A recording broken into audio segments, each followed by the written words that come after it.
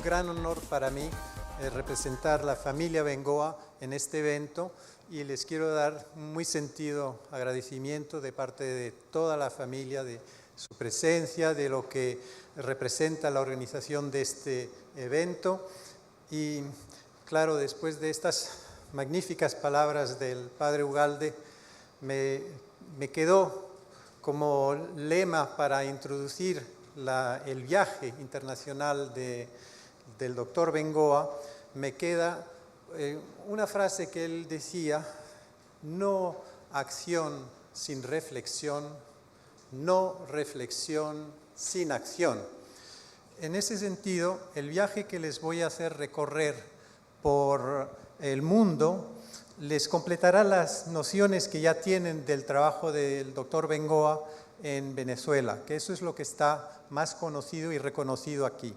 Pero claro, como toda labor se basa en un histórico, en lo que fue su juventud, en lo que fueron sus primeros años en el interior del país y el trabajo internacional que le permitió no solamente influenciar las políticas nutricionales internacionales en su día, sino tener la envergadura, tener la presencia, tener la visión de lo que debería ser la nutrición en América Latina y específicamente en Venezuela. Empecemos el recorrido con la primera noción. Han oído hablar del País Vasco, para los que no saben dónde está el puntito rojo, y la formación inicial en la Universidad de Valladolid en aquellos años 1930-36, y claro, para los más jóvenes, des en cuenta el tipo del modelo de carro que estaba de moda en aquel entonces para que se den cuenta de qué época hablamos. El drama de su vida fue relacionado con una guerra civil. Una guerra civil es algo que no se desea a ninguna tierra, a ningún país. Hay más muertos en guerras civiles, hay más problemas familiares, hay más que en cualquier otro tipo de conflicto. Y en la Guerra Civil Española murieron 540.000 personas y fueron ejecutados 200.000. Los bandos, bueno, fueron unos y otros, y como decía el doctor Bengoa, pelearon los malos contra los peores y ganaron los peores. Con esa formación que él tuvo, porque por una razón de salud no pudo ser incorporado en el ejército, digamos, con fusil, pero fue incorporado como médico en la organización de la sanidad en el País Vasco, y como ven, no pasó la guerra en un despacho, pero sí escribió un libro que se llama La sanidad militar en Euskadi a los 24 años, con otros colaboradores, por supuesto, y lo ven en el frente organizando ambulancias y así. Y más de una vez nos contó que hubo momentos en que por poco perdió la vida. El exilio fue en realidad su gran suerte, porque probablemente si se hubiese quedado en una España sin guerra, no hubiese hecho lo que hizo.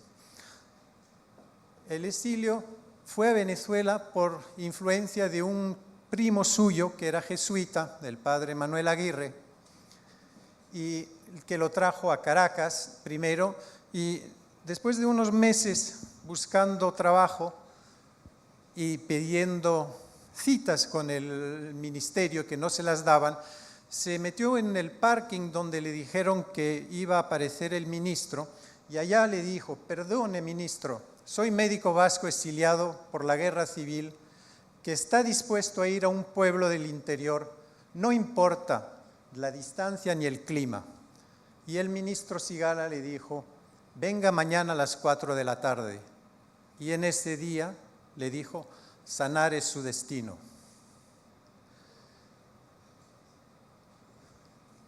Sanare en aquel entonces quizás no haya cambiado mucho con relación a las citas que acabamos de oír del 1800. En el año 38, y son palabras de Trino Yepes, un novelista reconocido de Sanare, una comunidad de seres para quienes el tiempo parecía haberse detenido en la plácida quietud de la cordillera y en su paisaje libre como el viento. Esa población, para un médico que salía de la Universidad de Valladolid, era otro mundo. Y el único comentario que encontró Bengoa en ese momento fue decir: los enfermos poco tenían que ver con lo que había aprendido en la universidad. Y por eso han oído 1000 veces el comentario de que para él su formación fue la Universidad de Sanare.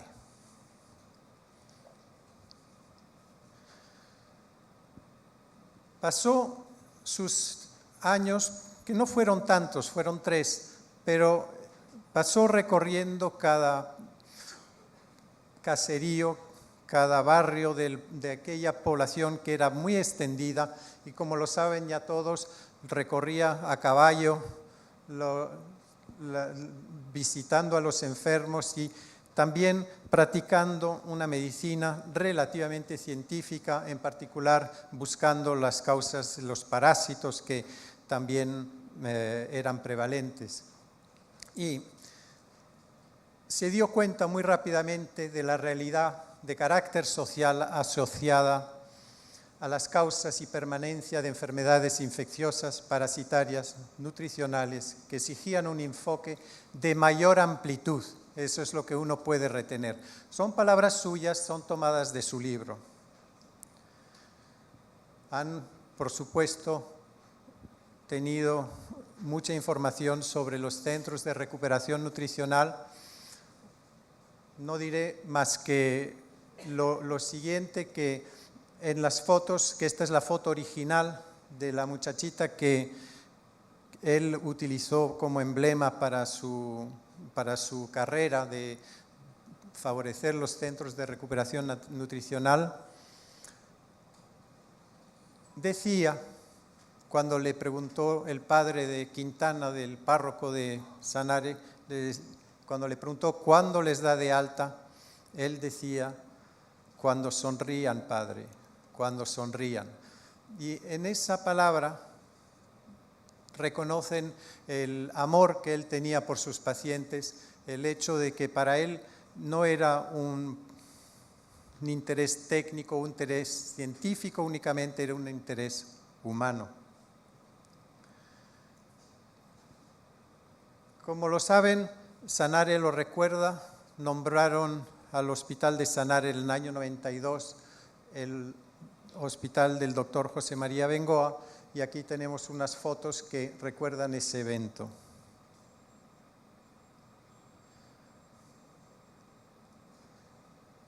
Esto lo preparó para emprender una carrera internacional. Creo que me salté una diapositiva, que es esta. Claro, los años después de Sanare, en Caracas tuvo una labor bastante importante que también está muy conocida por aquí y que no voy a detallar.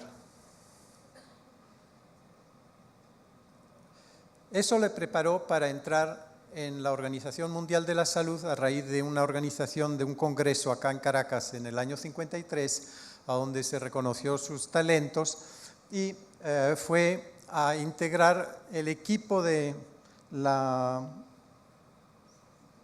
OMS, que en aquel entonces comprendía el doctor Burgess, él mismo y 3 asistentas. Eso era la OMS del año 1955. Y ahora quiero decir una cosa, que si el doctor Bengoa pudo hacer toda la labor que hizo, lo hizo porque tuvo apoyo. Y la persona que lo apoyó durante todos esos años está aquí presente, Amaya Rentería.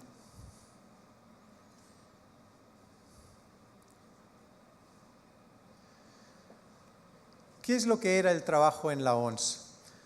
Parece ser que cuando uno integra en un organismo internacional de ese tamaño, que todo se resume a reuniones a donde la gente discute, habla, escribe informes que nadie lee y después no se aplican. Pero yo creo que leyendo entre las líneas, muchas veces esas reuniones llevan a tomar decisiones, a cambiar orientaciones y a hacer una labor que finalmente es productiva. Y si muestro esta foto es porque hay unas personas que son conocidas, bueno, aparte de los especialistas aquí, este era el director de la OMS, el doctor Verges, aquí está el doctor Bengoa, y aquí está un médico venezolano bien conocido, Miguel Lairize.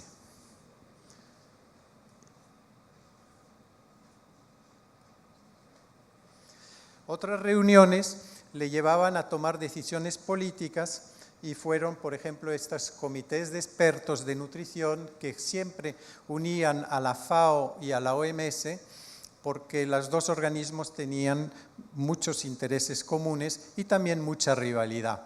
Y esa rivalidad fue probablemente en muchos momentos bastante negativa en la aplicación de los programas y el talento diplomático de Bengoa le ayudó bastantes veces por lo menos a recomponer o a tener un poco de concordancia en lo que hacían unos y otros.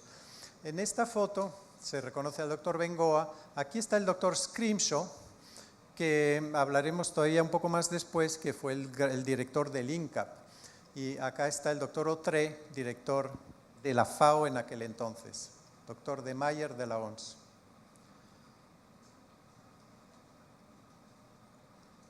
Empecemos el viaje, el recorrido que hizo, porque eso explica cómo tuvo él una visión general de lo que ocurría en la nutrición del mundo.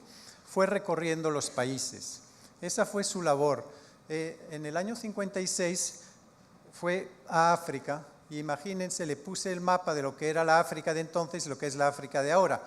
Esta es la África colonial, la África donde los franceses, los ingleses tenían el dominio político. Y se recorrió todos esos países para ver qué es donde están los puntitos rojos, en qué lugares había centros de investigación nutricional. Y eso le llevó a conocer a una cantidad de personas que son sumamente importantes en nivel de la nutrición internacional, y aprovecho para mostrarles unas de las personas cuyos nombres han cruzado en algún momento en su formación y que posiblemente no hayan visto. Aquí tienen a Cicely Williams. Cicely Williams, esta es una foto del doctor Bengoa tomada en Tanganica en el año 56, y está Cicely Williams con un bebé probablemente desnutrido. A esta señora se le debe la palabra kwashiorkor. Ella es la primera que publicó un artículo en el año 33 con la definición de este síndrome. Y aquí tienen la referencia del Lancet del año 35, la enfermedad que tiene el bebé cuando otro bebé nace. Esa es la definición del kwashiorkor. Y aquí está ella trabajando en Tanganica, en aquel entonces con enfermeras vestidas sumamente pulcras, pero con la realidad que se tenía en aquel entonces. El kwashiorkor era el tema principal a nivel de los organismos internacionales, como si ese fuera el único problema de nutrición de importancia. Y se crearon cantidad de organismos, de reuniones o de grupos de trabajo que trataban de corregir lo que se llama el protein gap. Aquí está el doctor Bengoa. Fíjense que en África en el 56 se paseaba con su flus y estaba muy, muy elegante. El inglés con shorts era el doctor Dean, y el doctor Dean no es cualquiera, es el primer hombre que publicó un libro con el término kwashiorkor en el año 54, y es uno de los grandes especialistas que trabajó sobre las harinas nutricionales para enriquecer la alimentación, y tienen aquí referencias de que publicó en el año 60 y probablemente las discusiones que tenían entonces algo se influenciaban porque Bengoa vino de Sanare con su experiencia y el otro con su experiencia de Uganda, y concluían con las necesidades de enriquecer la alimentación.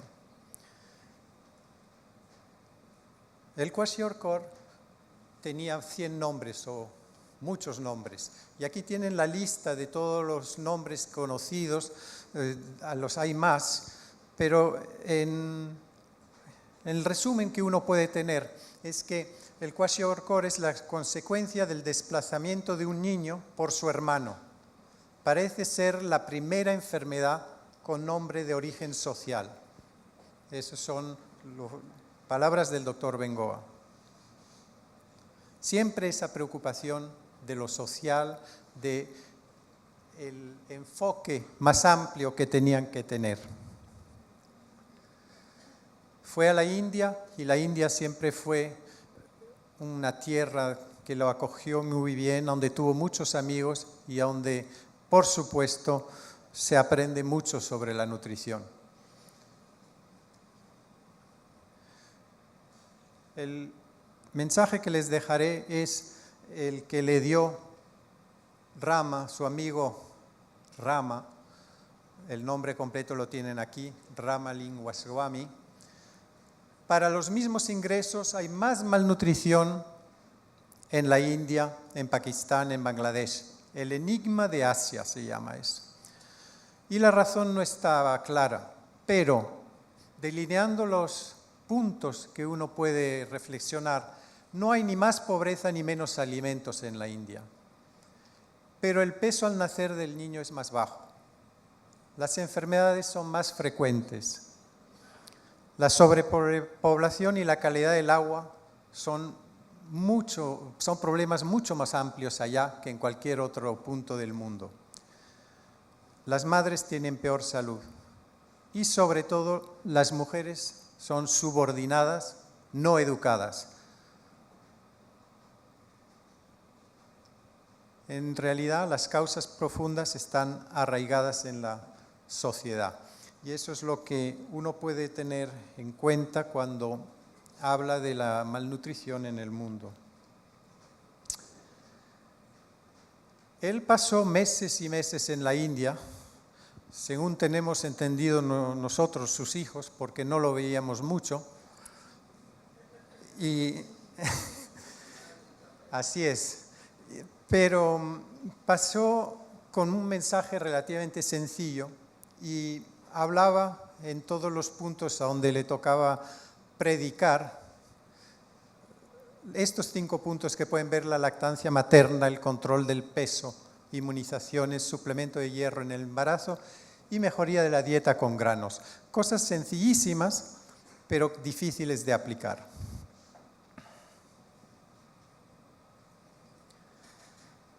Para América Latina, Bengoa se basó mucho en reflexiones, saben que leía mucho, y sus mentores, las personas que él admiraba como hombres de reflexión fueron Gilberto Freire, Josué de Castro, brasileros que los primeros escribieron libros sobre la injusticia social, la marginalización, la pobreza, el éxodo rural. Esa reflexión de por qué en América Latina, tierra rica fundamentalmente, había tanta pobreza, había tanta miseria, en parte el padre Ugalde nos lo ha descrito. Era una estructura social que no permitía que la riqueza se reparta de forma más justa. Pero también hay otros factores que uno olvida, y Bengoa en su reflexión solía decir que América dio al mundo alimentos para mayorías, pero América recibió alimentos para minorías. Piensen, la papa, el maíz, fueron al mundo. ¿Y qué vino de Europa en realidad? Alimentos que no forman parte de la base fundamental de la alimentación del latinoamericano. Eso lo ha escrito en varias contribuciones, entre las cuales hay una muy detallada en Anales.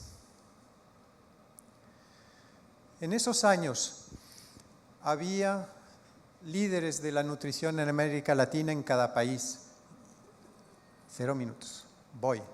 Entonces, aquí tienen la lista de las personas y voy a ir por razones de tiempo, voy a ir un poquito más rápido. Los mexicanos, y lo único que resaltará de los mexicanos es que Bengoa les tenía una estima extraordinaria. Lo que voy a decir hoy es el fruto de las enseñanzas invisibles que he recibido de los maestros mexicanos. Él estaba muy consciente de que eran pioneros y eran fundamentalmente excelentes nutricionistas. Su amigo Nevin Scrimshaw decía de Bengoa: I can only reiterate that I have never worked with anyone in whom I felt more confidence. No hace falta traducirlo. Nevin Scrimshaw merecería, solo por todo lo que hizo, un homenaje, y supongo que se lo harán en Boston, ya que falleció este año. Los del INCAP tienen ahí los nombres, fueron sus amigos, todos han desaparecido salvo uno, y son gente que ha marcado la nutrición latinoamericana.